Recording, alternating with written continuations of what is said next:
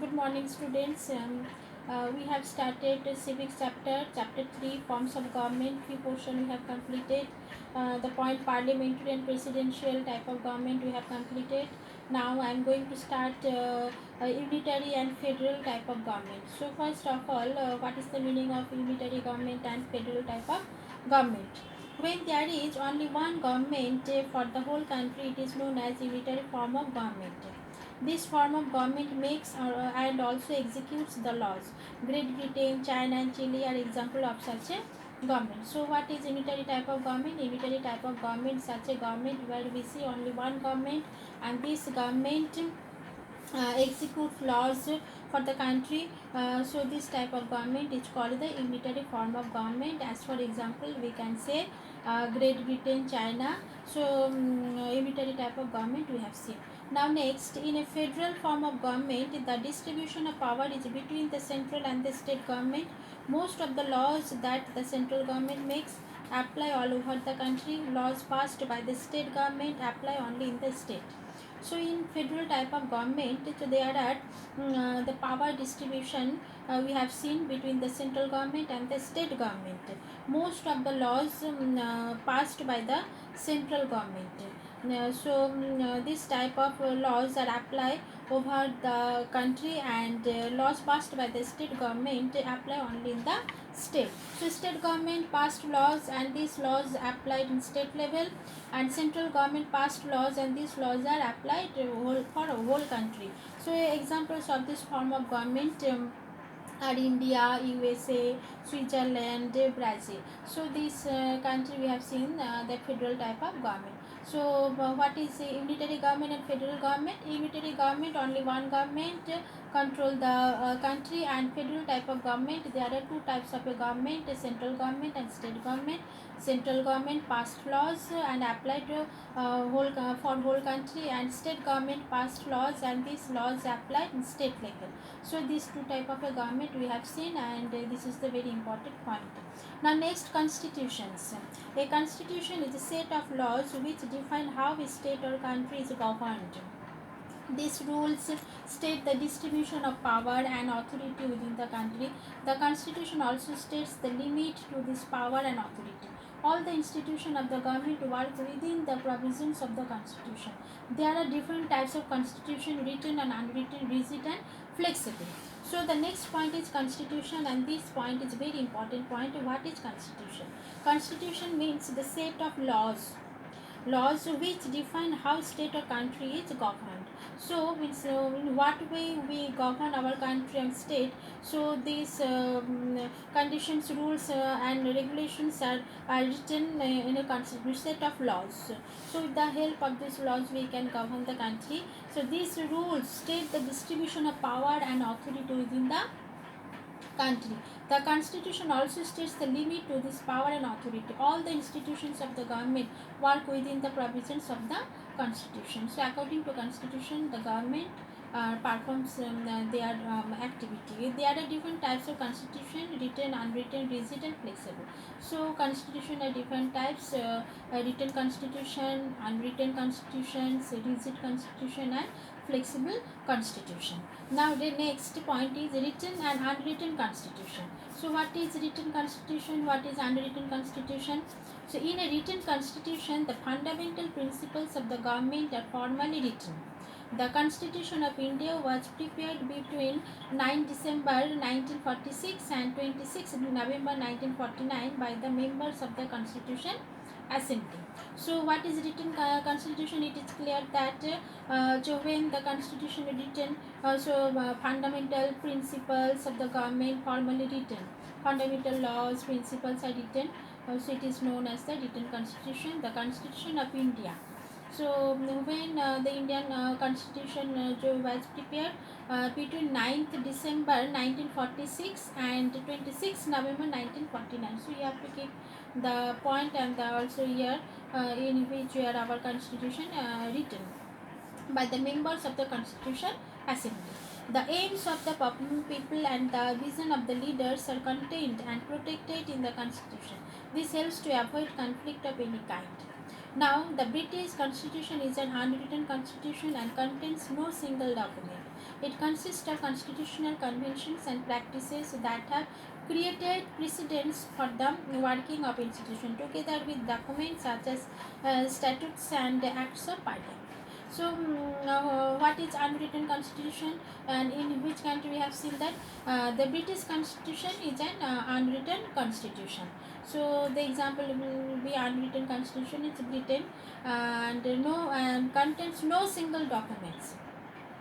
So now next point is rigid and flexible constitution.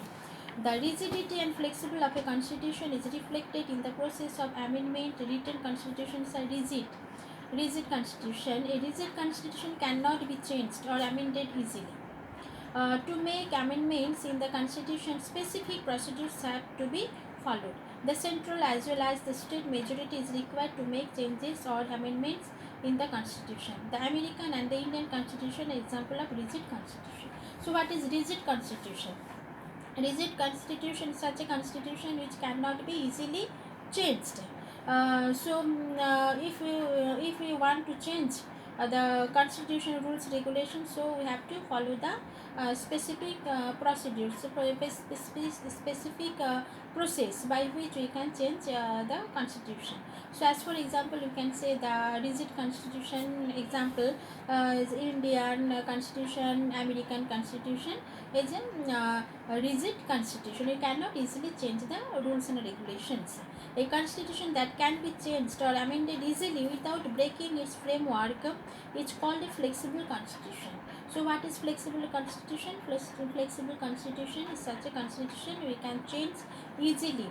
So this constitution known as the flexible constitution. It can be amended by normal law-making procedures in the parliament. The British constitution is an example of flexible constitution. So what will be the example of the flexible constitution? The British constitution is called the flexible constitution. So clear concept: rigid constitution, flexible constitution, written, unwritten constitutions, unitary federal government. So now next point is that the franchisee.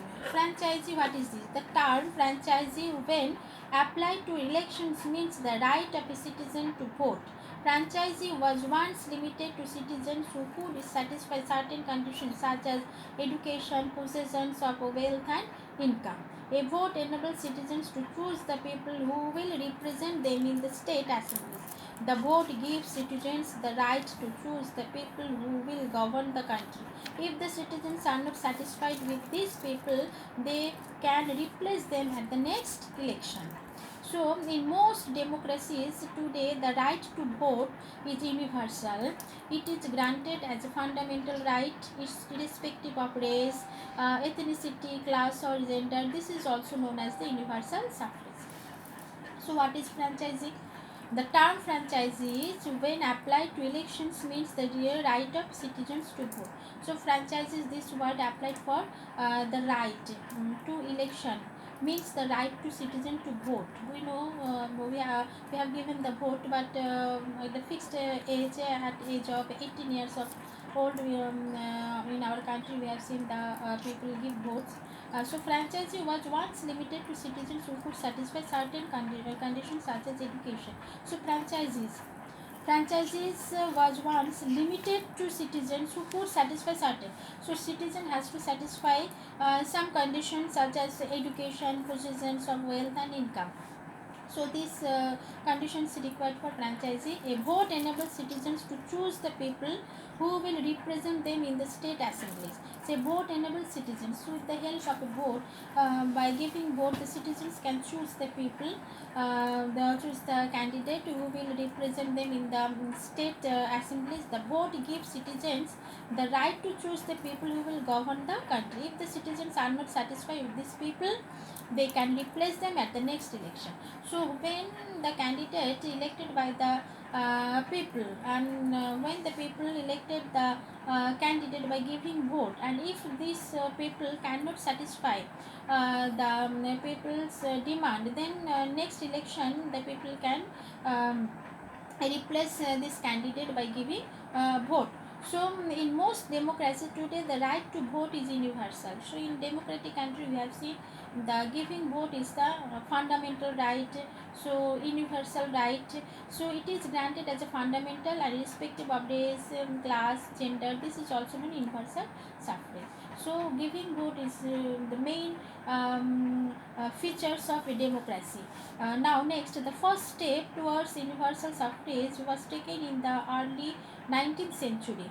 It focused on removing property requirements for voting purposes. In the late 19th and early 20th century, the focus of universal suffrage was on giving voting rights to women.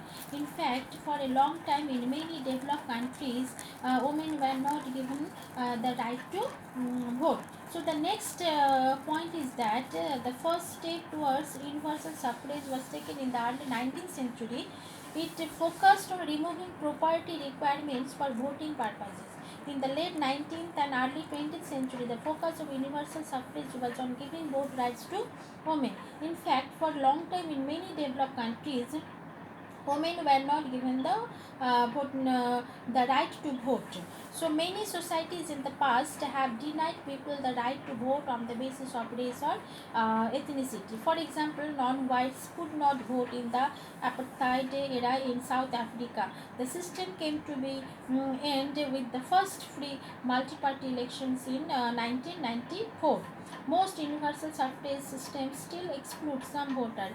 For example, many countries deny the right to vote to convicted criminals or the mentally ill. Also, almost all countries deny the right to vote to non-citizen residents and citizens below the age of 18. So from this point, franchises point, it is clear that earlier situation means before the 19th century, so there were the no right for women giving vote, and but 19th and early 20th century we have seen that the voting rights to women were given.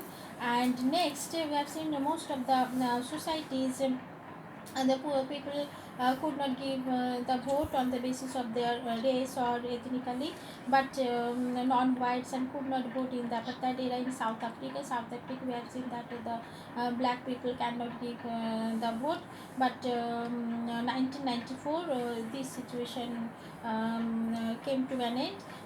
Most universal suffrage systems still exclude some voters.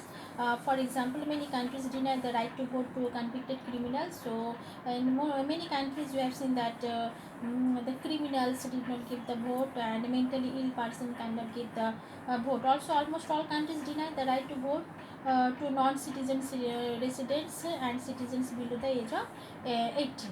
So this is the very important point of franchises. So now up to this, so this chapter has been completed. Forms of government. Next day I will start geography chapter.